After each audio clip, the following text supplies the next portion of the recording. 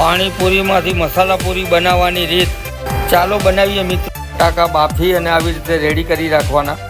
ચણાને બાફીને રેડી કરી રાખ્યા હતા તે આપણે બટાકાની અંદર પુદીના, કોથમીરી, મરચાં, આપણે ચટણી જે રેડી કરી હતી એ નાખી દેવાની મિત્રો। પાણીપુરી મસાલો નાખી દેવાનો ઉપરથી, જે કાલા નમક આવે છે એ પણ ઉપરથી નાખી દેવાનો। બધા મસાલા નાખ્યા પછી હલાવી અને મિક્સ કરો।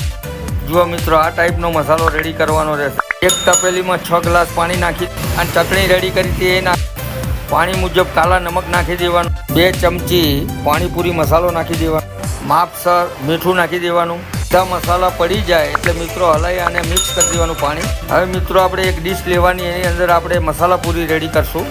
5 થી 6 પીસ પૂરી લેવાની, એના ઉપર બટાકા ચણાનો માવો નાખી દેવાનો, ઉપરથી થોડા બાફેલા ચણા નાખી દેવાના મિત્રો। આપણે જે પાણી રેડી કર્યું હતું પાણીપુરીનું એ નાખી દેવાનું। 1 ચમચા જેવું, 1 થી 2 ચમચી દહીં નાખી દેવાની। એની ઉપર ગોળ આંબલીની ચટણી બનાવી હતી એ 2 ચમચા નાખી દેવાની। એની ઉપર નાયલોન ઝીણી સેવ નાખી દેવાની મિત્રો। ઉપરથી કોથમીરી ભભરાઈ દેવાની મિત્રો। જો મિત્રો આપણી મસાલા પૂરી રેડી છે।